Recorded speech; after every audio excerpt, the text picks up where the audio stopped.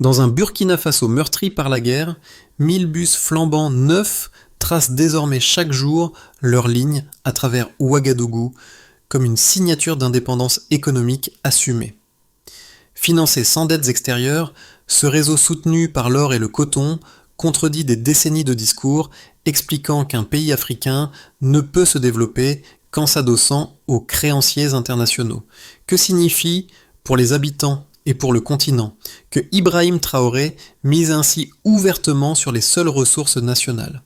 Derrière ces bus qui se croisent aux heures de pointe, c'est tout un modèle de souveraineté qui se met à l'épreuve. Le projet des 1000 bus ne représente pas seulement une modernisation du transport urbain, il fonctionne comme un test grandeur nature pour un modèle économique fondé exclusivement sur les ressources internes. La promesse centrale est claire, montrer qu'un État africain peut financer une infrastructure lourde sans dépendre du FMI ni des bailleurs étrangers, en prouvant qu'une gestion disciplinée permet d'ancrer la souveraineté dans des réalisations tangibles. Cette démonstration, si elle tient dans le temps, offrirait aux citoyens un gain concret de stabilité et d'accès, un bénéfice mesuré en mobilité accrue, en coûts réduits et en sécurité améliorée pour les déplacements quotidiens. En parallèle, le pari comporte un risque structurel, celui de s'appuyer sur des matières premières sensibles aux fluctuations mondiales, ce qui pourrait mettre sous tension la capacité de maintenir l'effort sur plusieurs années.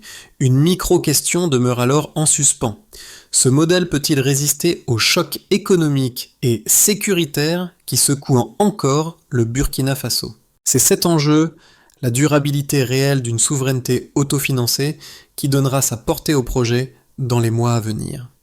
La première rupture apparaît dès que l'on observe les chiffres bruts, 1000 bus financés entièrement par les ressources nationales, portée initiale estimée à plus de 80 millions de dollars sans un seul prêt extérieur.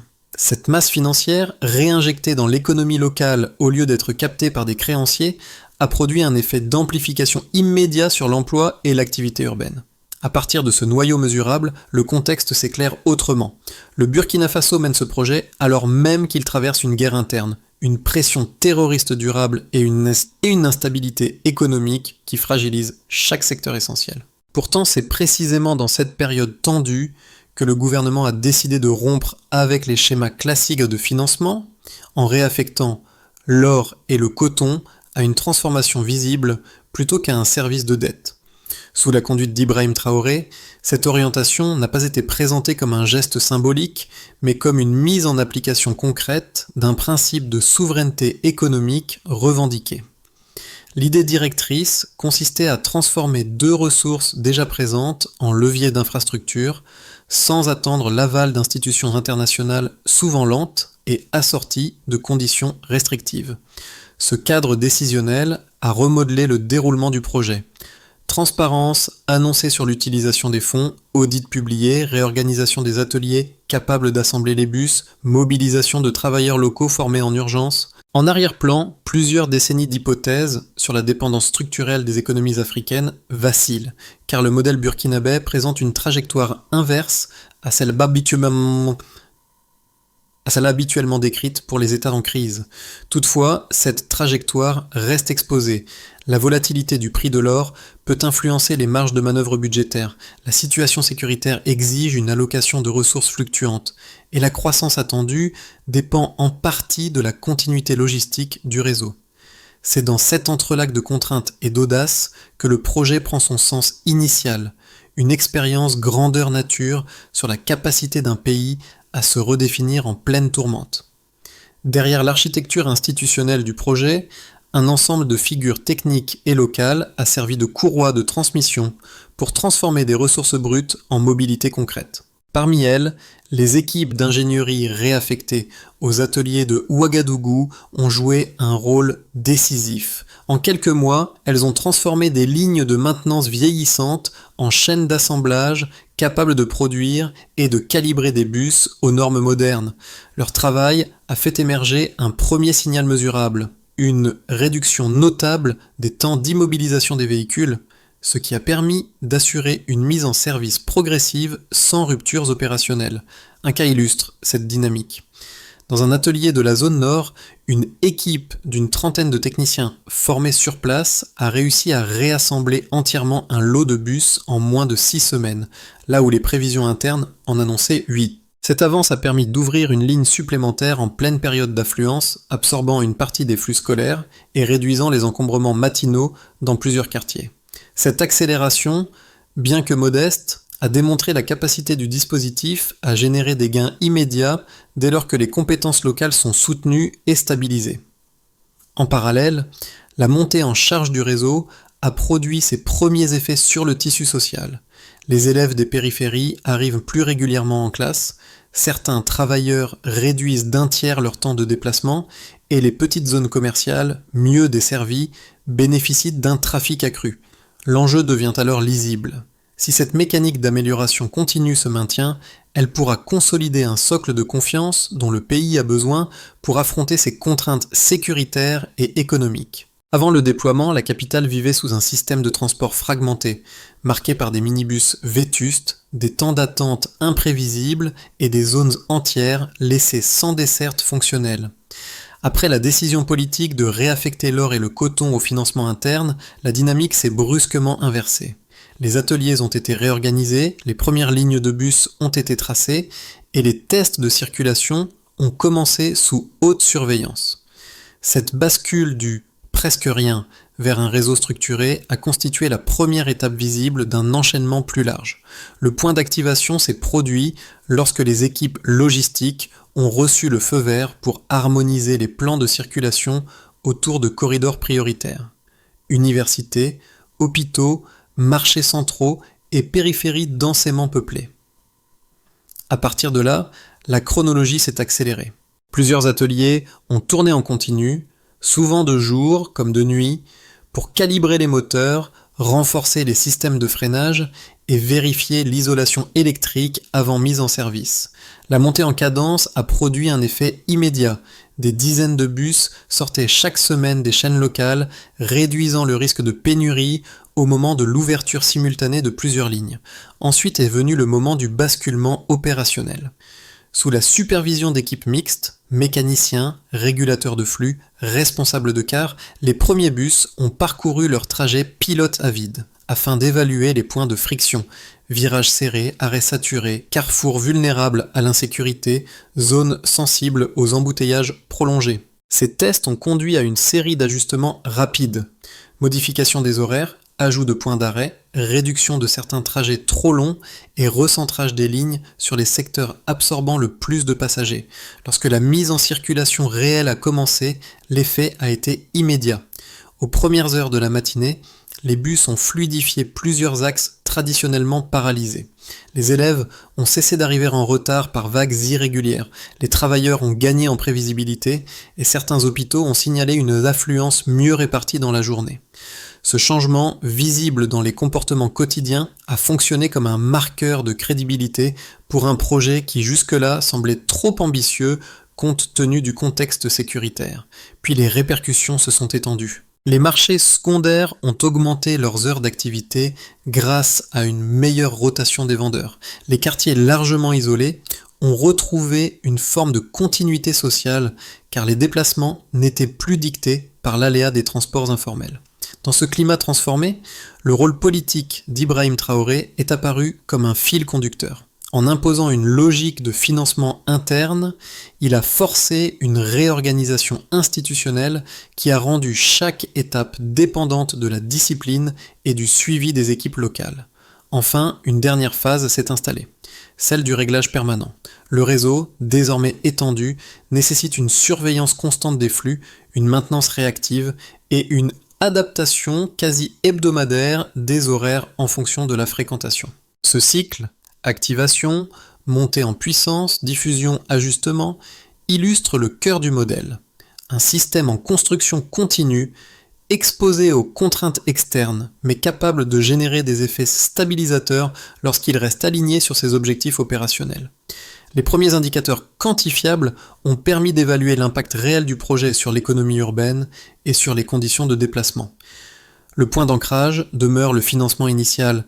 Plus de 80 millions de dollars ont été mobilisés à partir des revenus issus de l'or et du coton. sans emprunt extérieur ni accord financier adossé à des institutions internationales. Ce montant, entièrement réinvesti dans la chaîne de production et dans l'organisation du réseau, a constitué la base matérielle d'une croissance visible du transport public. Cette enveloppe financière montre qu'une réorientation budgétaire cohérente peut créer un effet de levier rapide dans un pays soumis à de fortes contraintes sécuritaires. Le deuxième repère provient du marché du travail. Plus de 10 000 emplois directs et indirects ont été créés au cours de la fabrication, de l'assemblage, de la maintenance et de la gestion du réseau.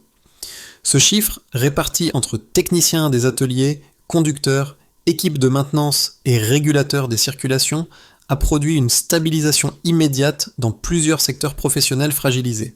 Il révèle que l'industrialisation locale, même concentrée sur un seul projet, peut générer un tissu de compétences réutilisables dans d'autres chantiers nationaux. Sa signification est évidente.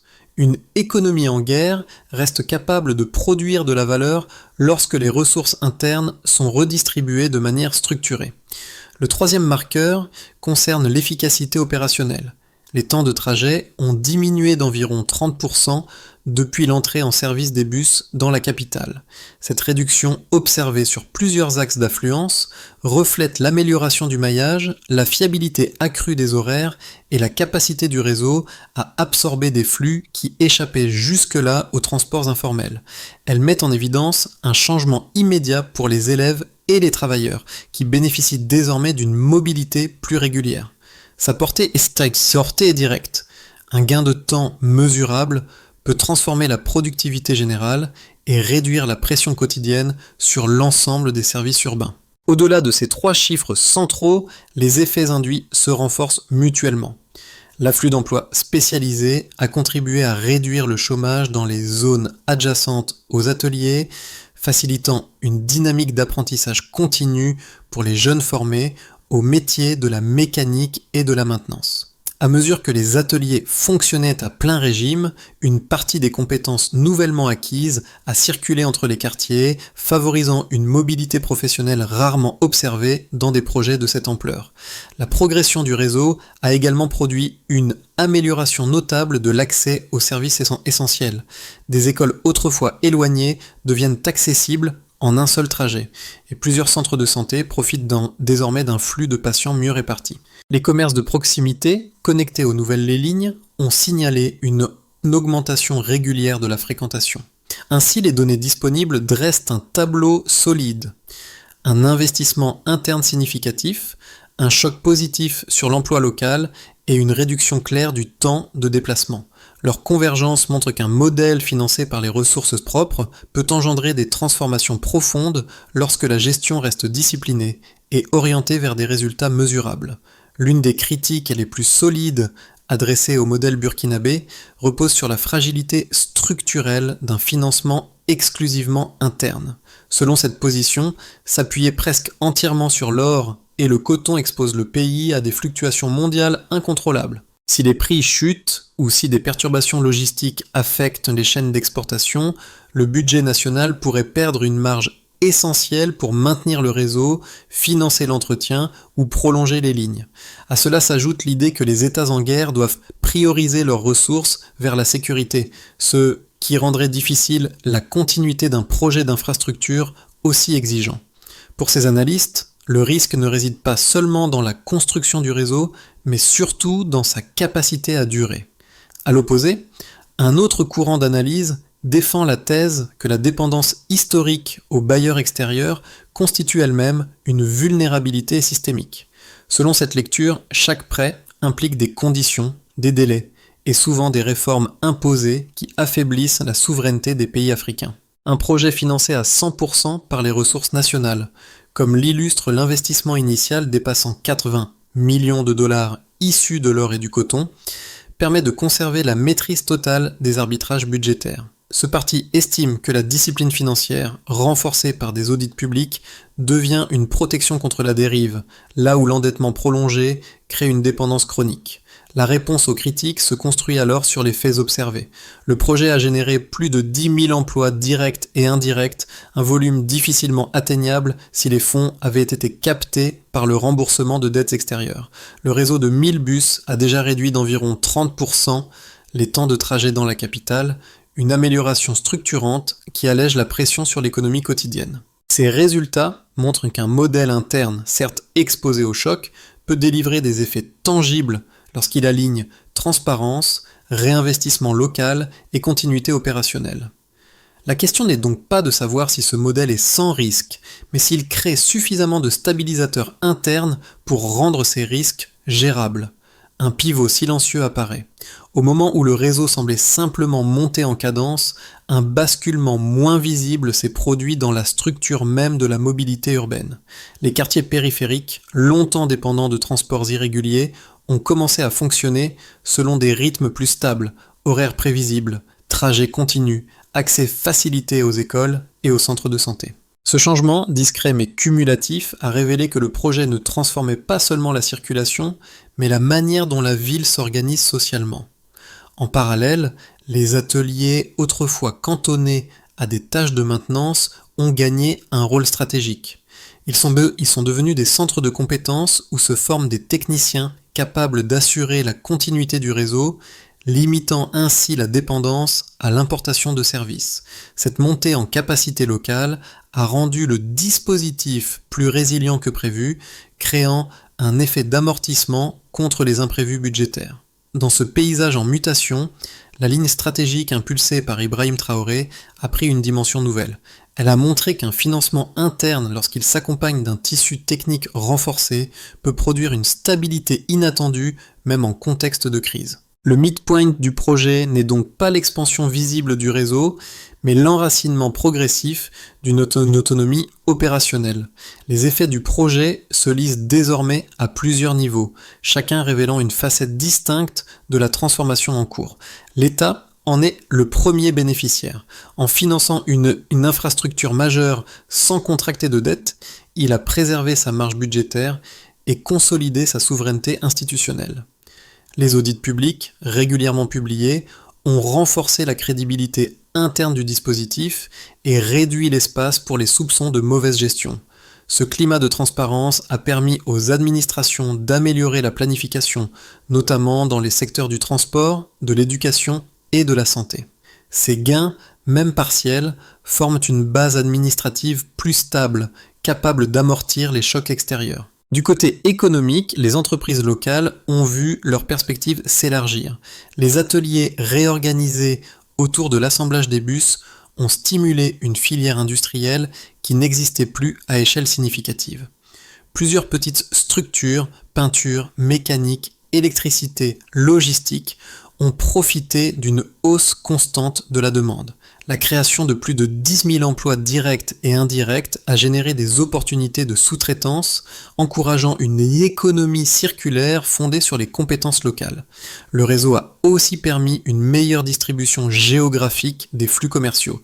Des zones secondaires, auparavant marginalisées, sont désormais intégrées au circuit d'échange quotidien, ce qui favorise la diversification des activités. Pour la population, les effets sont immédiats et mesurables. Les temps de trajet ont diminué d'environ 30%, un changement qui influence directement la qualité de vie. Les élèves arrivent en classe avec une régularité accrue et les travailleurs gagnent en fiabilité dans leurs horaires. L'accès aux soins s'améliore grâce à une plus grande fluidité vers les centres hospitaliers.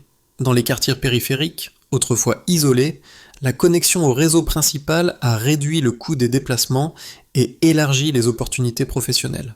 Plusieurs familles signalent que la possibilité de se déplacer facilement modifie les choix d'emploi, d'école et même de résidence. La mobilité n'est plus un obstacle systémique, mais un levier quotidien. À l'échelle régionale, le modèle soulève un intérêt croissant. Des observateurs du Sahel y voient une expérience capable de remettre en question les dépendances financières traditionnelles. Le choix d'un financement interne impulsé par Ibrahim Traoré, démontre qu'un pays en guerre peut entreprendre un projet d'envergure sans alourdir sa dette extérieure. Cette orientation inspire certains voisins qui cherchent à réduire la pression de leurs créanciers. Toutefois, l'effet régional reste prudent. La volatilité des matières premières, les tensions transfrontalières et l'instabilité politique de la zone Sahel imposent une vigilance constante. Malgré cela, le projet burkinabé fonctionne comme un signal. Une alternative existe, même dans un environnement contraignant. Ainsi, les conséquences se déploient simultanément sur l'État, les entreprises, les citoyens et l'espace régional. Leur convergence montre que la mobilité urbaine, loin d'être un simple service, devient un instrument capable de redessiner les équilibres économiques et sociaux lorsque les ressources nationales sont mobilisées de manière structurée. Sur les 6 à 12 prochains mois, 3 trajectoires distinctes pourraient émerger du projet des 1000 bus, chacune dépendant de la stabilité économique, de la gestion interne des ressources et de la capacité du réseau à absorber ses propres contraintes. Le premier scénario, optimiste, repose sur la consolidation de l'élan actuel.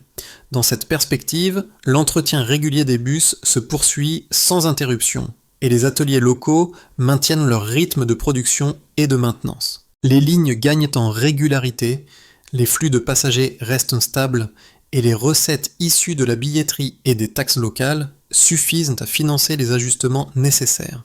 Cette dynamique pourrait ouvrir la voie à une extension progressive du réseau vers des zones secondaires, tout en renforçant la crédibilité d'un modèle autofinancé. La stabilité politique et logistique serait alors le facteur clé permettant d'ancrer cette trajectoire.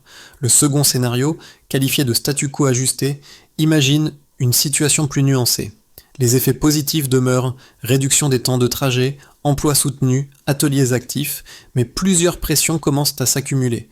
La volatilité des cours de l'or et du coton pourrait réduire temporairement les marges budgétaires disponibles, obligeant l'État à ralentir certains investissements ou à prioriser les lignes essentielles. Parallèlement, une hausse des coûts de maintenance ou des tensions sécuritaires locales pourrait imposer des révisions d'horaires, voire la suspension ponctuelle de certains trajets. Le système resterait fonctionnel, mais avancerait par ajustements successifs, sans capacité immédiate d'expansion. Le troisième scénario, plus contraignant, reflète un ensemble de risques combinés. Une baisse prolongée des revenus issus des matières premières, associée à une dégradation sécuritaire, pourrait fragiliser la structure financière du réseau. Dans ce cas, les ateliers auraient plus de difficultés à maintenir le rythme, certaines lignes pourraient perdre en fiabilité, et la nécessité de préserver d'autres secteurs prioritaires pourrait réduire les budgets dédiés au transport. Une telle situation n'annulerait pas les gains déjà obtenus, mais en ralentirait nettement la portée, poussant potentiellement le pays à envisager des solutions de financement externes. Face à ces 3 trajectoires, une recommandation se détache, raisonner en termes de résilience plutôt qu'en termes de performance immédiate.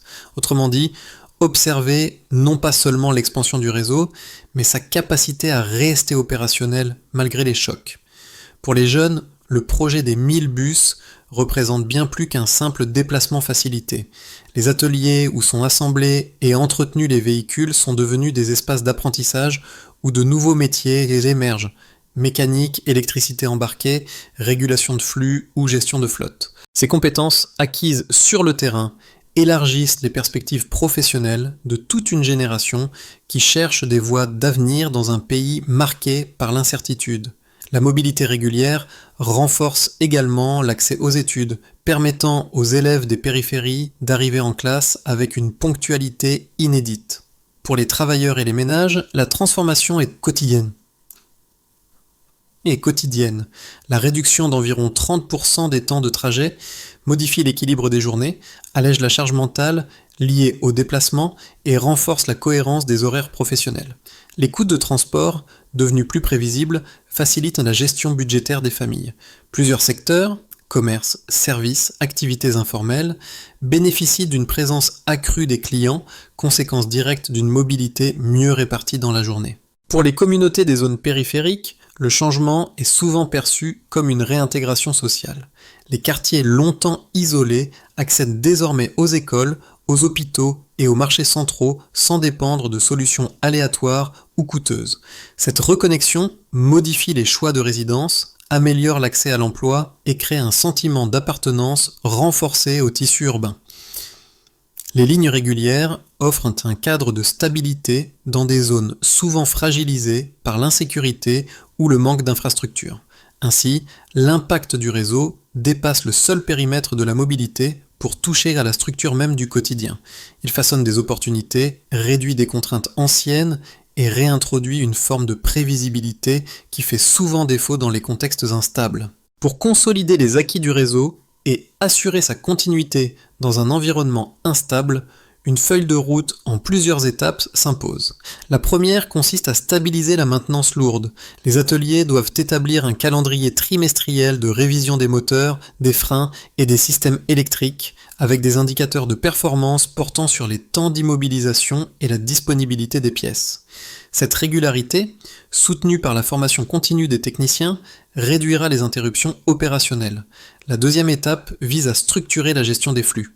Une cellule de régulation dédiée, intégrée au service de transport, devrait surveiller en temps réel la fréquentation des lignes et ajuster les horaires selon les pics scolaires, professionnels ou commerciaux. Des rapports mensuels permettraient de mesurer l'efficacité des ajustements et d'identifier les corridors nécessitant des renforts. La troisième repose sur la stabilisation budgétaire. Dans la logique impulsée par Ibrahim Traoré, les recettes issues de la billetterie et des taxes locales pourraient être placées dans un fonds d'entretien réservé, destiné à absorber les fluctuations liées au marché de l'or et du coton. Ce mécanisme, assorti d'audits publics réguliers, donnerait une visibilité financière supérieure et protégerait le réseau contre les aléas extérieurs. Enfin, une quatrième étape concerne l'inclusion territoriale. Le déploiement progressif de petites antennes techniques dans les zones périphériques permettrait de raccourcir les délais d'intervention et d'améliorer la fiabilité locale. Chaque antenne devrait présenter des bilans bimestriels sur les interventions réalisées afin de maintenir un contrôle serré sur l'efficacité des équipes. Ainsi structurée, la feuille de route étend la résilience du projet. Elle transforme un succès initial en architecture durable, mesurable et adaptée aux contraintes d'un pays en recomposition. Dans les ateliers de Ouagadougou, là où les premiers bus ont été assemblés sous une lumière crue et une cadence improvisée, quelque chose a changé durablement. Ces hangars, autrefois dédiés à des réparations isolées, sont devenus le symbole discret d'une autonomie construite pas à pas, par des mains locales qui ont appris à donner forme à une vision collective. Chaque véhicule qui en sort rappelle la même idée. Un pays peut avancer avec ses propres ressources lorsque l'organisation et la volonté s'alignent. La trajectoire impulsée par Ibrahim Traoré a donné à ces ateliers une portée dépassant leurs fonctions techniques. Ils incarnent désormais une confiance retrouvée, celle qui naît lorsque des citoyens voient le résultat concret d'un effort national assumé. Et cette confiance, délicate mais tenace, circule dans les rues en même temps que les bus, reliant des quartiers, recousant des distances et réintroduisant une forme de cohésion que beaucoup pensaient impossible dans un contexte aussi fragilisé. La dignité se construit dans l'effort collectif. Dans ce lien entre une ville qui se réorganise et une population qui reprend souffle, le projet des 1000 bus devient plus qu'un système de transport. Il se transforme en mémoire vivante d'un moment où le pays choisit de se tenir debout, sans détour, avec ses propres forces. L'histoire des 1000 bus montre qu'un projet fondé sur des ressources internes peut devenir un repère collectif, bien au-delà de sa fonction première.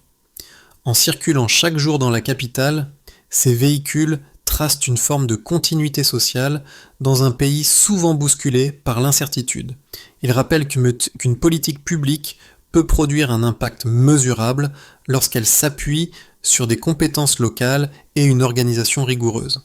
Partager cette expérience, en discuter, la confronter à d'autres réalités africaines, c'est déjà contribuer à élargir le champ des possibles pour des nations qui cherchent des voies de développement plus autonomes. En portant ces questions dans les conversations, dans les espaces communautaires ou dans les débats professionnels, chacun peut participer à faire vivre une réflexion essentielle. Comment consolider les réussites obtenues sans retomber dans les dépendances qui ont freiné tant d'initiatives par le passé? Et vous, quelle place accordez-vous à l'autonomie dans les choix collectifs qui façonnent l'avenir ?